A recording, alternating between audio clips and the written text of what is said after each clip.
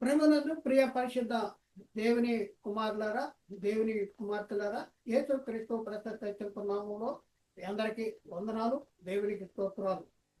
ప్రియులారా, ఈరోజు మనము నేర్చుకునేది ఏంటంటే, బైబిల్ గ్రంథంలో క్రైస్తవుని యొక్క ఔన్నత్యాన్ని గురించి రాయబడినటువంటి సంగతులను మనం పరిశీలన చేద్దాం. క్రైస్తవుని ఔన్నత్యాన్ని గురించి బైబిల్ గ్రంథం ఏం చెప్తుంది అనే అంశము.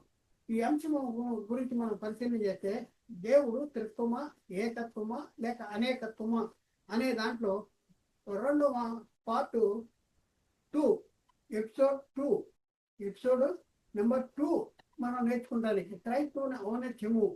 మనము ప్రియులారా, మరి మనం పరిశీలన చేసుకుంటే, ఈ క్రైస్తవుని ఔన్నత్యాన్ని మనం పరిశీలన చేసుకుంటే, ఇప్పుడు మనం కొన్ని సంగతులు మనం నేర్చుకుందాం.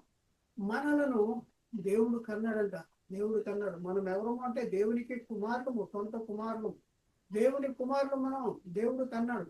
ఎక్కడ కన్నాడు అంటే ఆదికాండము 2:7 దేవుడైన యెహోవా నేల మంటితో నరుని నిర్మించి వారి నాసికారంధ్రములలో జీవవాయువు ఊదగా నరుడు జీవాత్మ ఆయన అంటాడు. జీవాత్మ ఆయన అంటే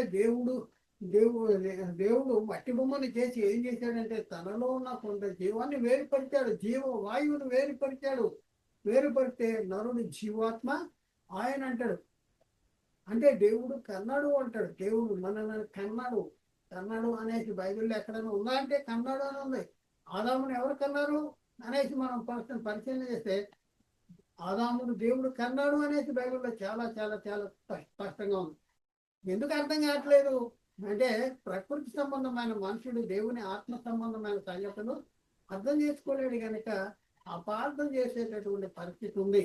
లోకాసువార్త 3:38 అక్కడేముంది, ఏనాను ఏనోషుకు పుట్టాడంట. ప్రియులరా, ఏనోషు ఎవరికి పుట్టాడంటే ఏనోషు షేతుకు పుట్టాడని రాయబడింది. షేతు ఎవరికి పుట్టాడు అంటే షేతు ఆదాముకు పుట్టాడంట. మరి ఆదాము నువ్వెవరికి పుట్టావు అనేసి మనం బైబిల్ అంటే, ఆదాము దేవునికి కుమారుడు అనేసి బైబిల్ చెప్తుంది. ఆదాము దేవునికి కుమారుడు ఎందుకయ్యాడు? ఆదాము దేవునికి కుమారుడు అంటే దేవుడై ఉన్న జీవములోంచి కొంత జీవాన్ని వేరుపరిచి మట్టి బొమ్మలోనికి ప్రవేశపెట్టాడు. ఆ జీవము వేరుపరచబడిన ఆ జీవమే ఆదాము. అందుకనే ఆదాముల గురించి దేవుని కుమారుడు అనేది రాయబడింది. ఈ విషయంలో ఇంకా చాలా వచనాలని నిరూపించటానికి, ఈ సత్యాన్ని నిరూపించడానికి ఇంకా అనేక వచనాలు ఉన్నాయి. రాబోయే క్లాసుల్లో ప్రత్యేక అంశం ఈ అంశం మీదే ఒక అరగంట లేకపోతే 45 నిమిషాలు క్లాస్ చెప్తాం. ఎవరు కంగారు పడద్దు. చాలా మంది అసత్య బోధకులు వచ్చేసారు. సాతాను డంపు చేసేసాడు. మొదటి శతాబ్ద కాలంలో కూడా అలా జరిగింది. సాతాను తానే వెలుగుతూ వేషం ధరించి వచ్చాడు. క్రీస్తు కృపను బట్టి మిమ్మల్ని పిలిచిన వారిని విడిచి భిన్నమైన సువార్త తట్టు మీరంత త్వరగా తిరిగిపోవచ్చుగా నాకు ఆశ్చర్యము కలుగుతున్నదంటాడు. అది వేరొక సువార్త కాదు కానీ క్రీస్తు సువార్తను జరపవారు మిమ్మల్ని కలవరపరచువారు కొందరు ఉన్నారని పౌలు గారు ఆ రోజే గలతీ సంఘానికి చెప్పాడు. ప్రియులారా, ఇంకా మనం చూద్దాం. దేవుడు ఆదాముని కంటే తర్వాత రెండో పాయింట్ ఏంటంటే, ఆదాము అని ఒకని నుండి యావత్ భూమి మీద కాపురం ఉండేటకు దేవుడు ప్రతి జాతి మనిషిని సృష్టించాడంట. ఒకని నుండే దేవుడు పద్దాక బొమ్మను చేస్తాం, జీవవాయువు అనేది పనిని దేవుడు పెట్టుకోలేదు. ఏంటంటే ఒకని నుండే ప్రతి జాతి మనిషిని దేవుడు సృష్టించాడంట. అపోస్తల కార్యాలలో 17:26 మరియు యావత్ భూమి మీద కాపురం ఉండేటకు ఆయన ఒకని నుండి ప్రతి జాతి మనిషిని సృష్టించి వారు ఒకవేళ దేవుని తడువులు ఆడుకుందురేమో అనేసి అక్కడ రాయబడింది. అంటే ఒకరి నుండి ప్రతి జాతి మనిషిని సృష్టించాడు అంటే.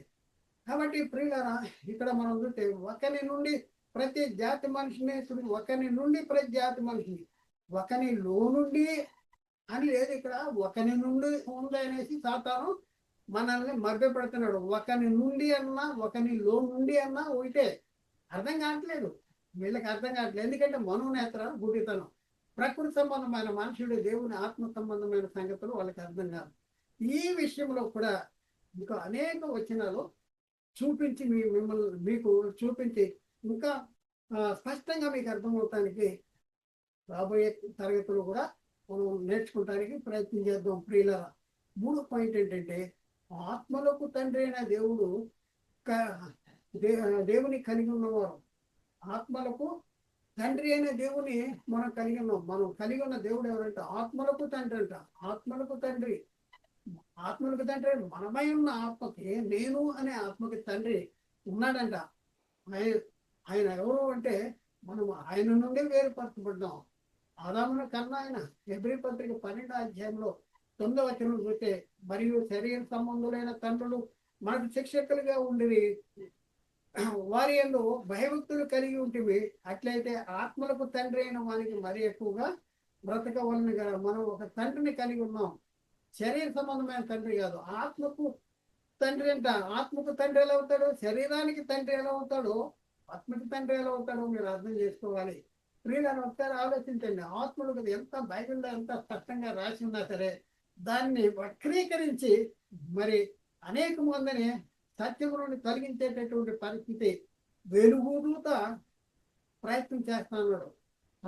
తానే వెలుగుదూత వేషము ధరించుకుని ఉన్నాడు. వారి పరిచారకులకు, నీతి పరిచారకుల వేషము ధరించుకున్నాడు. ఇది ఆశ్చర్యము కాదు అనేసి అప్పుడే పౌలు గారు చెప్పారు. ఒకసారి ఆలోచించండి. చాలా జాగ్రత్తగా మనం పరిశీలన చేసుకోవాల్సిన అవసరం ఉంది.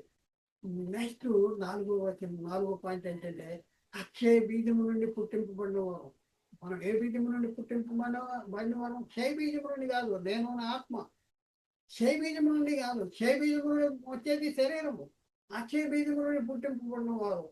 పేతురు రాసిన మొదటి పత్రిక 1వ అధ్యాయం 21వ వచనంలో, మీరు క్షయ బీజము నుండి కాక శాశ్వతము జీవము గల దేవుని వాక్యం మూలంగా అక్షయ బీజము నుండి పుట్టింపబడిన వారు గనక నిష్కపటమైన సహోదర ప్రేమ కలిగి ఉండినట్లు అనేసి రాయబడింది.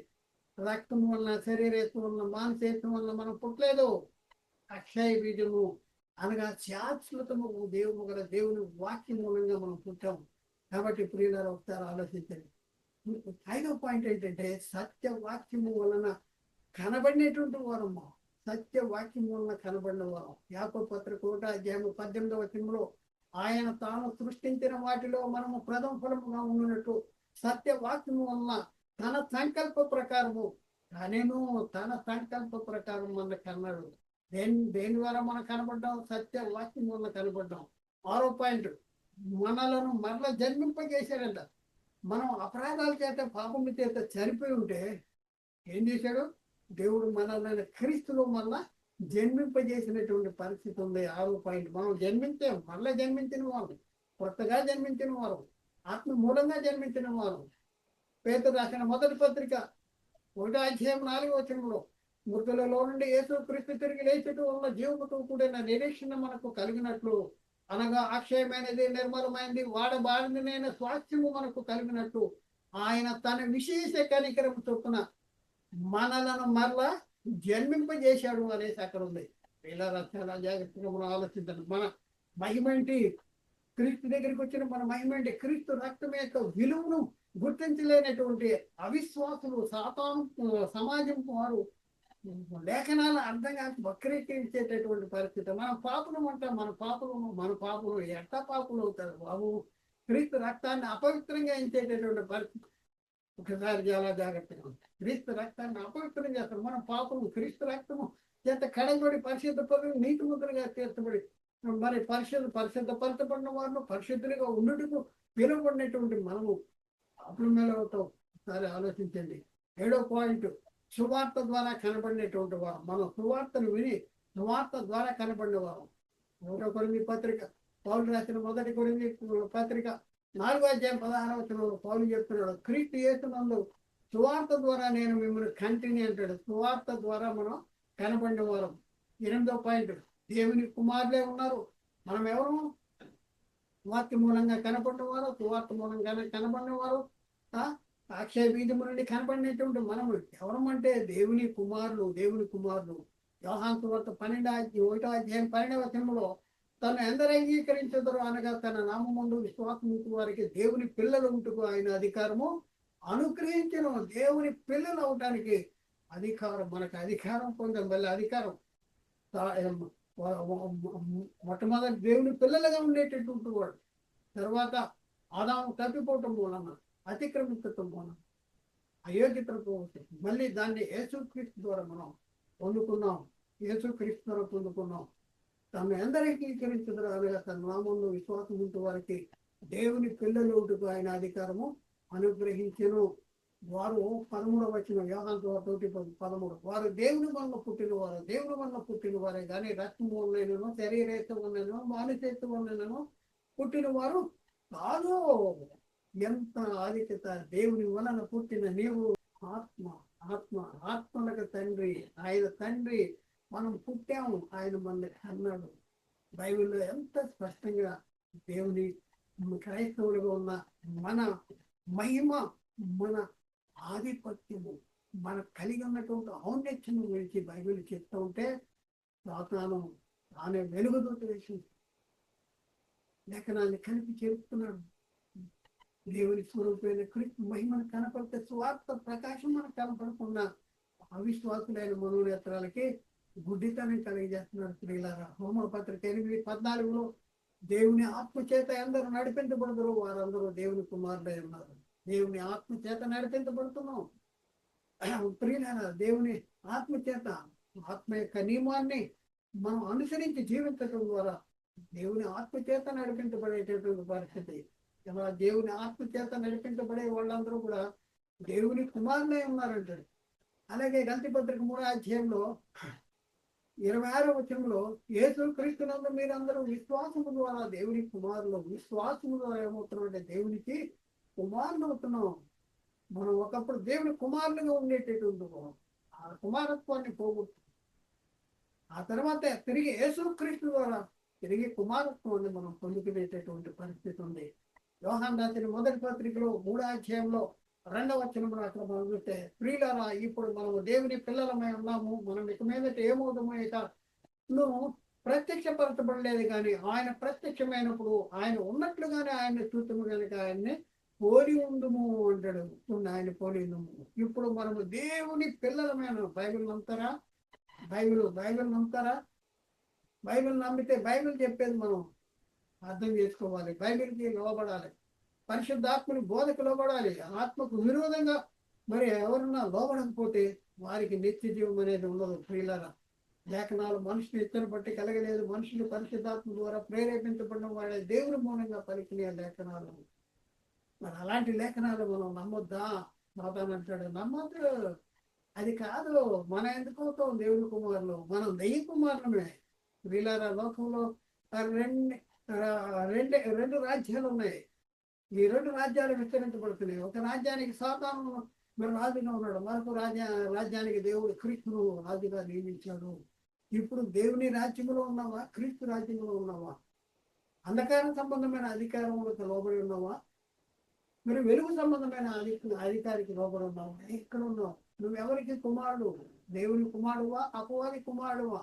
ఈసారి మనం పరిశీలన చేసుకోవాల్సిన అవసరం ఉంది. 9వ పాయింట్, దేవునికి వారసులము, క్రీస్తు తోడి వారసులము. దేవునికి వారసులము, క్రీస్తుకి తోడి వారసులము. చూడండి, తోడి వారసులము. 9వ పాయింట్, రోమపత్రిక 8వ అధ్యాయంలో 16-17 వచనాలు. మనము దేవుని పిల్లలమనే ఆత్మ తానే మన ఆత్మతో కూడా సాక్ష్యం ఇస్తున్నాడు. మనము పిల్లలమైతే వారసులము, అనగా దేవునికి వారసులము. ఎవరికి వారసులు అంటాను? ఎవరికి వారసులు? ఒకసారి ఆలోచించండి. నేను దేవునికి వారసుంది, నేను దేవునికి వారసుని. ఒక వ్యక్తి అంటాడు నేను రాజుకి వారసుని అంటాడు. రాజుకున్నటువంటి సమస్తానికి వారసుడు ఒక వ్యక్తి ఉంటే, మన బైబిల్ చెప్తుంది ఏంటంటే మనము దేవునికి వారసులము. దేవుడు కలిగి ఉన్నటువంటి సమస్తానికి మనం వారసులము. చూడండి, 17వ పాయింట్, రోమపత్రిక 8:16-17 మనము దేవుని పిల్లలు, మన ఆత్మ తానే మన ఆత్మతో కూడా సాక్ష్యం ఇస్తున్నాడు. మనము పిల్లలమైతే వారసులము, అనగా దేవునికి వారసులము. క్రీస్తుతో కూడా మహిమ పొందుటకు ఆయనతో కూడా శ్రమ పడిన క్రీస్తు తోడి వారసులము. క్రీస్తుకి తోడి వారసులము అంట. క్రీస్తుకి తోడి వారసులము. ఎంత మహిమ ఆధిపత్యము మరి కలిగి ఉన్నాము మనకు ఈరోజు క్రైస్తవుడిగా. అర్థం కావట్లేదు మనకి, అది అర్థం కావట్లా. ఎందుకు నీవు దేవునికి వారసుడు అవుతావు? ఎందుకు క్రీస్తు తోడి వారసుడు అవుతావు? ఆ దేవునికి నీకు సంబంధం ఏంటి? దేవుడికి నువ్వు వారసుడు అవుతున్నావు అంటే నువ్వు ఏమై ఉన్నావు? ఒకసారి ఆలోచింది. దేవుని పిల్లలు, దేవుని కుమారులు. దేవుని పిల్లలు కాకపోతే దేవుడు వారసులు అవుతావు. నువ్వు ఒకసారి ఆలోచించండి. మన మహిమను గురించి, మన ఆ అధికార ఆధిపత్యాన్ని గురించి బైబిల్ చాలా స్పష్టంగా ఉంటే మనోనేత్రాలకి గుడ్డితనం కలిగజేస్తా ఉన్నాడు సాతాను గాడు. ఏమి కాము మనం పాపులము అని చెప్తా ఉన్నాడు. మనం ఎందుకు దేవుని స్వరూపం కలిగి ఉంటాడు. మనం పాపులము. ఎందుకంటే వీళ్ళు తీసుకున్న బాప్తిజాలే తప్పు. ఎందుకంటే వీళ్ళు ఆ ఆ జన్మే తప్పు. ఆత్మూలంగా జన్మించలేదు వీళ్ళు. ప్రకృతి సంబంధమైన సంగతులు బైబిల్ అర్థం, ప్రకృతి సంబంధమైన సంగతులు కానీ బైబిల్ అర్థమవుతుంది ప్రియులరా. మోసపోకుండా. అలాగే గల్తీ పత్రిక 4:6-7 మరియు మీరు కుమారులైనందున నాయనా తండ్రి అయిన మొరపెట్టు తన కుమారుని ఆత్మను దేవుడు మన హృదయంలోనికి పంపెను. చూడండి, నాయనా తండ్రి అయిన మొరపెట్టు తన కుమారుని ఆత్మను పరిశుద్ధాత్మను మన హృదయంలోనికి ప్రవేశపెట్టాడంట. కాబట్టి నీవిక దాసుడు కాదు, కుమారుడు అనగా దేవునికి వారసుడు. అర్థమవుతుందా? నీకు ఎప్పుడైనా చదివావా? చదివితే నువ్వు అర్థం చేసుకున్నావా? దేవునికి వారసుడు అంటే ఏంటి ఒకసారి చెప్పు. దీని అర్థం చెప్పు. దేవునికి వారసుడు ఏంటి? క్రీస్తు తోడి వారసుడు అంట. దీని అర్థం ఏంటి? ఎవరు? నువ్వు కాదా? నువ్వు సైతానికి వారసుడు. నిత్య నరకానికి వెళ్తానికి. మనం దేవునికి వారసులం కాదు, దేవుడు మనకి ఏమవుడు అనేసి నువ్వు అనుకుంటే మన సైతానికి వారసులు అవుతాడు. వీళ్ళని ఒకసారి ఆలోచించండి. 10.7 తేజో వాసులైన పరిశుద్ధుల స్వాస్థ్యములో పాలివారం. మనం ఎవరి స్వాస్థ్యములో పాలివారం. ఎవరి గురించి? నీ గురించా, మన గురించా, లేకపోతే ఇంకెవరి గురించి రాయబడింది? ఎవరి గురించి రాయబడింది మాట? తేజో వాసులైన పరిశుద్ధుల స్వాస్థ్యములో పాలివారు ఎక్కడుంది? కొలసి పత్రిక 1:12 తేజో వాసులైన పరిశుద్ధుల స్వాస్థ్యములో పాలివారం ఒకటికి పాత్రలుగా చేసిన తండ్రికి మీరు కృతజ్ఞతాస్తుతులు చెల్లింపవలనని దేవుని భక్తులు పొందుతున్నారు. మీరు కృతజ్ఞతాస్తుతులు చెల్లించాలి. ఎందుకయ్యా అంటే మిమ్మల్ని తేజో వాసులైన పరిశుద్ధుల స్వాస్థ్యంలో పాలివారంగా పాత్రలుగా చేశాడు తండ్రి. నిన్ను తండ్రి ఎంత గొప్పగా హెచ్చించాడో ఆ తండ్రినే నువ్వు అవమానపరుస్తున్నావు. నేనేం కాదు, నేను పాపిని అంటున్నావు. దేవునికి నాకు సంబంధం లేదంటాడు. చూడండి, ఇప్పుడు ప్రియులారా ఒకసారి ఆలోచించి. తేజస్సు సమీపింపురాని తేజస్సు ఆయన మాత్రమే వసించుతూ అమరత్వము కలవాడైనాడు. తేజోవాసులు తండ్రి అనే దేవుడు తేజోవాసి, యేసుక్రీస్తు తేజోవాసి, పరిశుద్ధాత్మ తేజోవాసి. ఆ తేజోవాసులైన పరిశుద్ధులకి స్వాస్యం ఉందంట. ఆ స్వాస్యంలో నీకు కూడా పాలు ఉందంట. ఆ పాలు ఎవరు చేశారు నీకు అంటే తండ్రి చేశాడు. ఎప్పుడైనా కృతజ్ఞత చెల్లించేవాళ్ళు ఒకసారి ఆలోచించుకోవాల్సిన అవసరం ఉంది. ప్రియులారా, పరిశుద్ధులతో ఏక పట్టణస్తులు దేవుని ఇంటివారు. పరిశుద్ధులతో ఏక పట్టణస్తులు. మనం పరిశుద్ధులు ఎవరైతే ఉన్నారో పరిశుద్ధులతో ఏక పట్టణస్తులు అంట. మనము దేవుని ఇంటి వారం అంట. ఎక్కడున్న మాటలు? ఎఫ్సీ పత్రిక 2:17-19 మనం చదివితే, మరియు ఆయన వచ్చి దూరస్తులైన మీకు సమీపస్తులైన వారికి సమాధాన సువార్తను ప్రకటించెను. ఆయన ద్వారా మనం ఉభయులము ఒక్క ఆత్మ తండ్రి సన్నిధికి చేరగలిగి ఉన్నాము. 19 కాబట్టి మీరు ఇక మీదట పరజనులను పరదేశులను ఉండక పరిశుద్ధులతో ఏక పట్టణస్థులను దేవుని ఇంటి వారునై ఉన్నారంటాడు. పరిశుద్ధులతో ఏక పట్టణస్థులు అవును, పరిశుద్ధులతో కూడా పరిశుద్ధులతో ఏక పట్టణస్థులు దేవుని ఇంటివారు. ఆలోచన. దేవుని ఇంటి వారు. మన ఇంటి వాళ్ళు ఏమన్నా ఉంటే మన ఇంటి వారు, ఆయన మా ఇంటి వాడండి, ఆయన మా ఇంటి వారు అని చెప్పేటటువంటి పరిస్థితి. మన ఇంటి వారు. బయట వెళ్ళే వ్యక్తిని మా ఇంటి వాడు అని చెప్తావా? కాదు. దేవుడు లేఖనాలు రాయించబడింది. పరిశుద్ధులతో ఏక పట్టణస్థులు మనం దేవుని ఇంటి వారు. ఎంత ఆధిపత్యం కలిగి ఉన్నావో ప్రియులను ఒకసారి ఆలోచించండి. నిన్ను గురించి బైబిల్ ఎంత స్పష్టంగా రాయబడింది. నీ ఔన్నత్యం ఏంటి, నీ మహిమ ఏంటి, నువ్వు ఎలాంటి పరిస్థితుల్లో ఉన్నావు. అదేనే పాయింట్. భూమి మీద ఉన్న దేవుని కుటుంబ సభ్యులు మనం. దేవుని కుటుంబము 2 స్థలాల్లో విస్తరించబడింది. పరలోకంలో ఉన్న కుటుంబాన్ని దేవుడు విస్తరింపజేశాడు, భూమి మీద విస్తరింపజేశాడు. పరలోకములో ఉన్న కుటుంబంలో ఉన్నటువంటి వారు తండ్రి కుమారు పరిశుద్ధాత్ములైతే భూమి మీద ఉన్నటువంటి వారి ప్రస్తుత కాలంలో క్రీస్తు రక్తంలో కలబడి సంఘంలో చేర్చబడిన వారే దేవుని కుటుంబంలో చేర్చబడినవారు. ఎంత ఆధిపత్యము చూద్దాం. ఎఫ్సీ పత్రిక 3:14 ఈ హేతు చేత పరలోకమందును భూమి మీద ఉన్న ప్రతి కుటుంబము ఏ తండ్రిని బట్టి కుటుంబము అని పిలువబడుతున్నదో ఆ తండ్రి ఎదుట నేను మోకాళ్ళు ఉండి అంటాడు. అర్థమవుతుందా? మనకి అర్థం కాదు. ఎందుకంటే మనం ఆత్మమూలంగా జన్మించలేదు కదా. మనం తీసుకున్న బాప్తిజాలే కరెక్ట్ కాదు. యేసుక్రీస్తు నామములో బాప్తిజం తీసుకుంటే ఇవన్నీ అర్థమవుతాయి. యేసుక్రీస్తు పరిశుద్ధాత్మ ద్వారా అపోస్తలుల చేత సంఘానికి ఇచ్చినటువంటి ఆజ్ఞను మనం లోబడితేనే బైబిల్ అర్థమవుతుంది. ఆత్మూలంగా జన్మిస్తాం. అప్పుడే మరి అర్థమవుతాయి. ప్రకృతి సంబంధమైన మనుషులకి దేవుని ఆత్మ సంబంధమైన సంగతులు అర్థం కాదు. అవి ఆత్మానుభవం వల్ల నేను వేసుక దగునంటాడు. మూడనే ప్రియులారా, ఈ హేతు చేత పరలోకమందును భూమి మీద ఉన్న ప్రతి కుటుంబము దేవుని కుటుంబం 2 స్థలాల్లో విస్తరించబడింది. పరలోకంలో ఉంది, భూమి మీద ఉంది. భూమి మీద ఉన్న కుటుంబంలో యేసుక్రీస్తు రక్తంలో కనగబడినట్టు పరిశుద్ధపరచబడి పవిత్రపరచబడి సంఘంలో చేర్చబడిన మనమే భూమి మీద ఉన్న దేవుని కుటుంబ సభ్యులము. ఈ 2 స్థలాల్లో ఉన్న కుటుంబ సభ్యులకి తండ్రి ఎవరు అంటే ఇక్కడ చెప్తున్నాడు. ప్రతి కుటుంబము ఏ తండ్రిని బట్టి కుటుంబము ఒకే. ఈ 2 దగ్గరలో ఉన్నటువంటి కుటుంబానికి తండ్రి ఒకడే. అంటే ఏ కుటుంబము ఏ తండ్రిని బట్టి కుటుంబము అని పిలువబడుతుందో ఆ తండ్రి ఎదుట అనేసి పౌలు చెప్తా ఉన్నాడు. ప్రియులారా, ఒకసారి ఆలోచించండి. 16 పాయింట్ మనం చూస్తాం. పరలోక పరిస్థితి కలిగిన వారం. పరలోక పరిస్థితి ఫిలిప్పీ పత్రిక 3:20 మన పౌరస్థితి పరలోకం ముందు ఉన్నది. ఎవరి పౌరస్థితి? ఆత్మిక పౌరస్థితి. ఎక్కడి నుంచి వచ్చింది ఆత్మ? పరలోకం నుంచి వచ్చింది. అందుకని పరలోక పరిస్థితి ఉంది.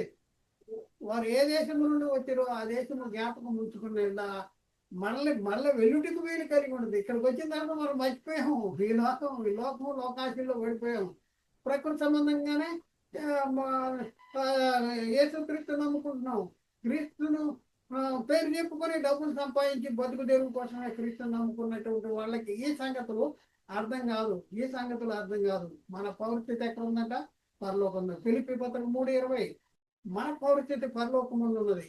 అక్కడ నుండి మన ప్రభు యేసుక్రీస్తు రక్షకుని నిమిత్తము కనిపెట్టుకుంటున్నాము. పిల్లలు ఎప్పుడైనా ఆలోచించారా? మన పౌరస్థితి ఎక్కడుంది? ఆత్మ పౌరస్థితి ఎక్కడుంది? ఒకసారి ఆలోచించండి.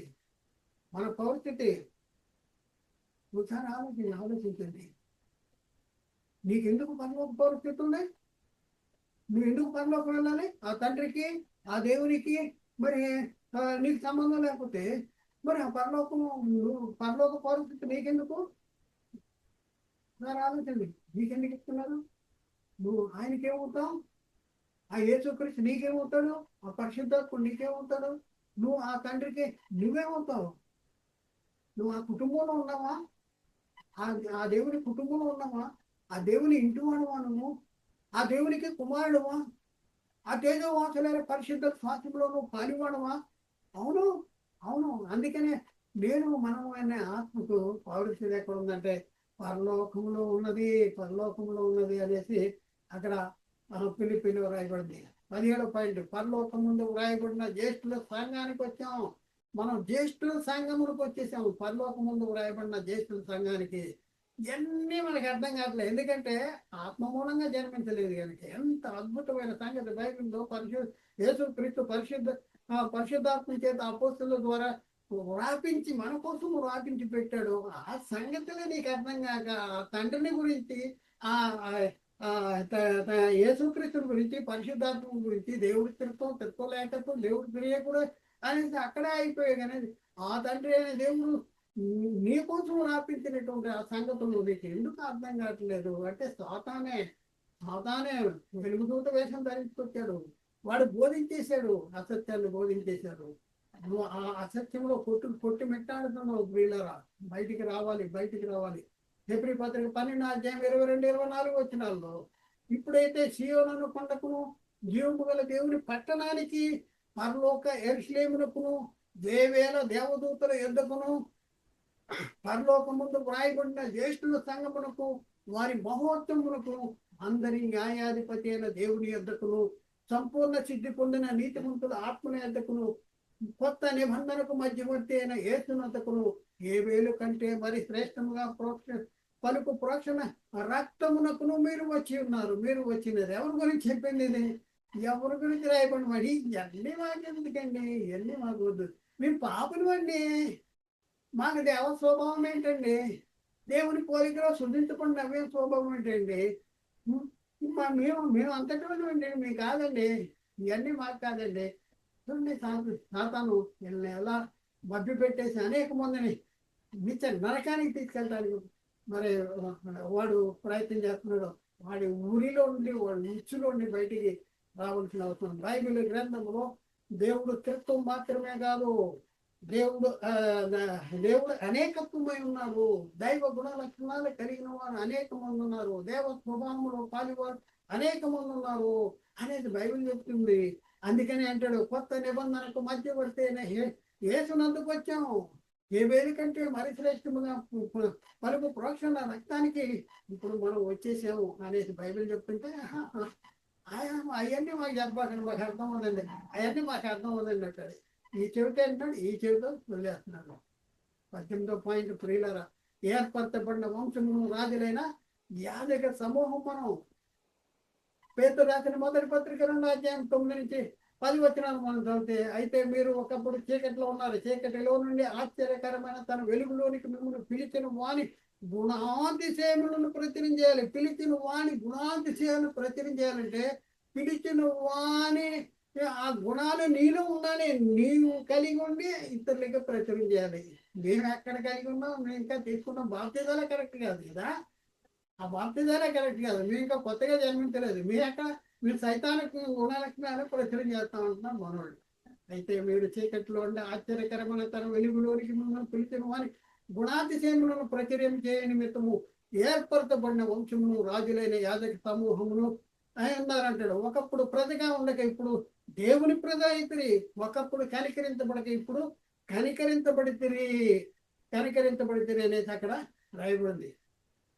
19వ పాయింట్, భూలోకమందున్నవేనను పరలోకమందున్నను వాటన్నింటినీ ఆయన ద్వారా తనకు సమాధానపరచుకుని ఉన్నని తండ్రి అభీష్టమైనాడు. భూలోకములో ఉన్నవారిని పరలోకములో ఉన్నవారిని ఏం చేయాలంటే సమాధానపరచుకోవాలని తండ్రి అభీష్టమైంది. అందుకనే దేవుడు యేసుక్రీస్తుని పంపించి యేసుక్రీస్తు సెలవు రక్తదానం ద్వారా ఏం చేశాడు? మనకు పాప క్షమాపణ, దేవునికి మనకి మధ్యలో ఉన్నటువంటి పాపాన్ని తొలగించేశాడు. పాప క్షమాపణ కలిగజేయటం ద్వారా మనం ఎవరితో కలిసిపోయామంటే పరలోకమున్న వారితో మనం కలిసిపోయాము, సమాధానపరచబడిపోయాము, కలిసిపోయాము. ఇప్పుడున్న పరిస్థితుల్లో కొలస్సీ పత్రిక 1వ అధ్యాయం 20వ వచనంలో ఆయన సిలువ రక్తం చేత సంధి చేసి ఆయన ద్వారా సమస్తమును, అవి భూలోకముందున్నవేనను పరలోకముందున్నవి వాటన్నింటినీ ఆయన ద్వారా తనతో సమాధానపరచుకుని ఉన్నని తండ్రి అభీష్టమైన. ఎంత అద్భుతమవుతుంది!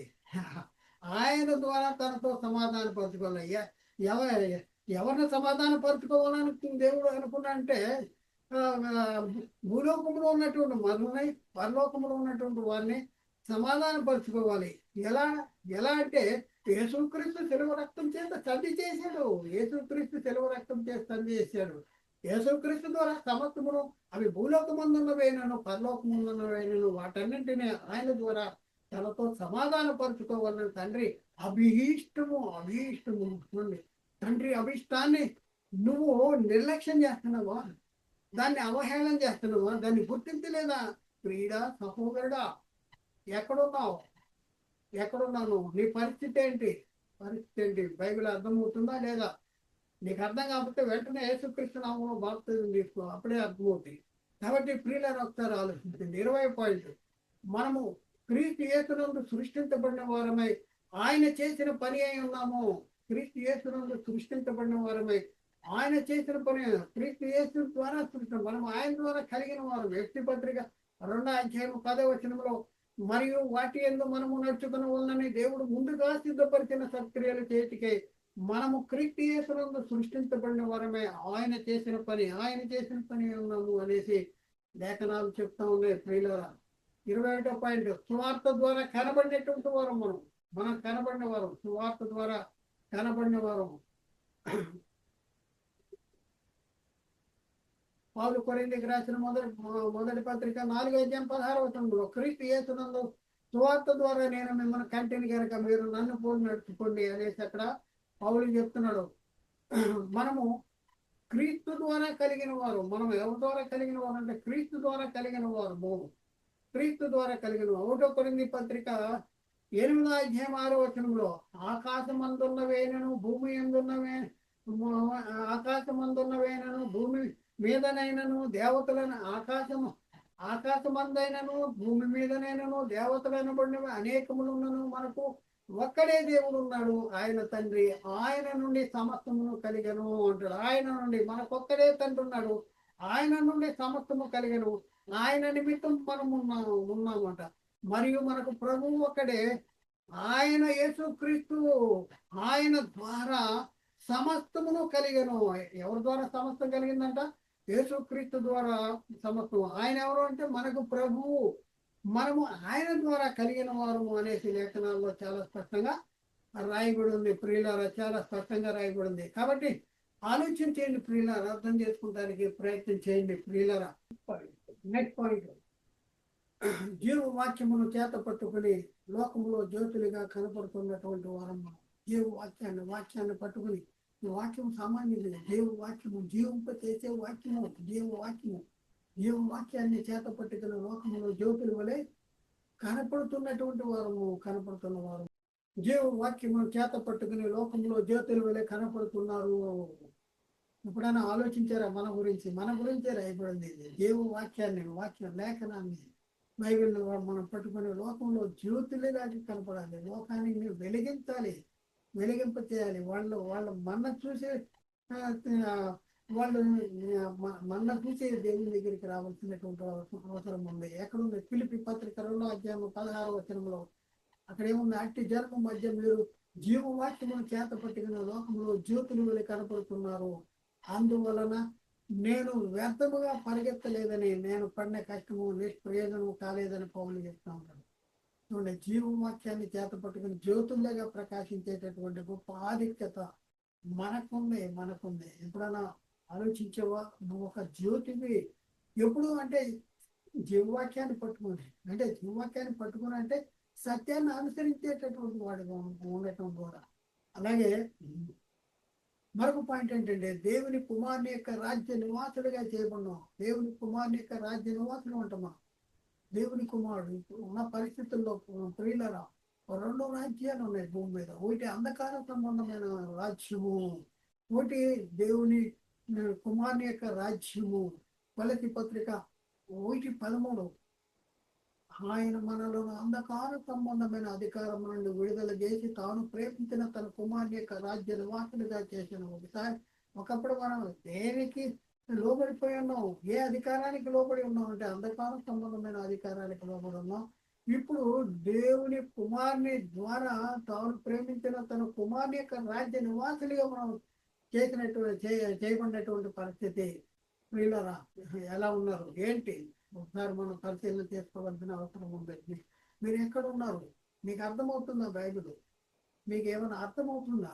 ఒకసారి మనం పరిశీలన చేసుకోవాల్సిన అవసరం ఉంది. క్రైస్తవుని ఔన్నత్యం ఏంటి, మన మహిమేంటి, మన గురించి బైబిల్ ఏముంది? ఇవి తెలవకపోతే నిన్ను గురించి రాయబడిన సంగతులు, బైబిల్లో రాయబడిన సంగతులు నీకు అర్థం కాకపోతే ఆ దేవుడి గురించిన సంగతులు ఎక్కడ అర్థమవుతాయి? అర్థమవు. ప్రకృతి సంబంధంగా అర్థం చేసుకుని లేఖనాలని అపార్థం చేసుకుని మరి తప్పుగా బోధించేటటువంటి పరిస్థితి జరుగుతుంది. అవును జరుగుతుంది. దేవుడు క్రితం ఉంటే క్రితం లేకత్వం ఉంటే దేవుడు త్రియేకుడు అంటే దేవుడు ఒక్కడిగా ఉండగలిగితే దేవుడు ముగ్గురిగా కూడా ఉండగలిగినట్టు. దేవుడు క్రితం మాత్రమే కాదు. బైబిల్ ఏం చెప్తుంది? దేవుడు అనేకత్వమై ఉన్నాడు. దేవ స్వభావంలో పాలివారు అనేక మంది ఉన్నారని బైబిల్ చెప్తుంది. ప్రియుల ఆ సంగతుల్ని ఇంకా నెక్స్ట్ ఎపిసోడ్ నెంబర్ 3లో మనం నేర్చుకోవడానికి ప్రయత్నం చేద్దాం. ప్రియులారా, ఇవన్నీ కూడా మేము చెప్తున్నాం కదా, ఇవన్నీ కూడా వాక్యాలు, ఈ సత్యాలు అన్నీ కూడా ప్రియులారా బైబిల్లో రాయబడి ఉన్నాయి, మన కోసం రాయబడి ఉన్నాయి. మనకు అర్థం కావట్లేదంటే మనం ఆత్మూలంగా జన్మించలేదు. సాతాను మనకు బుద్ధితనం కలిగేశాడు. అందుకనే బైబిల్లో మన గురించి రాయబడిన సంగతులు మనం గుర్తించక ఆ యేసుక్రీస్తు గురించి, ఆ దేవుని గురించి, ఆ పరిశుద్ధాత్మ ముందు నిన్ను గురించి నువ్వు అర్థం చేసుకోగలిగితేనే ఆ దేవుడు నీకు అర్థమవుతాడు, ఆ పరిశుద్ధాత్మ నీకు అర్థమవుతాడు. వీళ్ళందరూ నీకు అర్థమయ్యేటటువంటి పరిస్థితి ఉంది. కాబట్టి ఆలోచించండి పిల్లలు, అర్థం చేసుకోవడానికి ప్రయత్నించండి. మేమన్నా కూడా వ్యక్తిగతంగా, సంఘపరంగా, సంస్థపరంగా తప్పొట్టుకోవాలని వాళ్ళని కించపడతారని, మీరు చెప్పేది తప్పు, మేము చెప్పేది కరెక్ట్ అని చెప్పడానికి మేము ముందుకు రావాలి. మేము దేవుడు మాకు అనుగ్రహించిన కృపను బట్టి మాకు తెలిసిన సంగతుల్ని మీకు తెలియపరచాలని క్రీస్తు ప్రేమ మమ్మల్ని బలవంతం చేయటం ద్వారా ఈ సంగతులు మేము చెప్తున్నాం. మీకు అర్థం అయితే మీరు అనుసరించండి. మాకు అర్థం కాలేదు, మేము అనుసరించుకుంటే అనుసరించవద్దు, మానేయండి, అనుసరించవద్దు. కాబట్టి ఆలోచన చేయండి, అర్థం చేసుకోండి, సత్యాన్ని గ్రహించడానికి ప్రయత్నం చేయండి. దేవుడు మాట్లాడిన ప్రతి మాట ప్రతి హృదయంలో నీరు గట్టి ఫలింపు చేయనుగాక. ఆమేన్. అందరికీ వందనాలు. దేవునికి స్తోత్రాలు.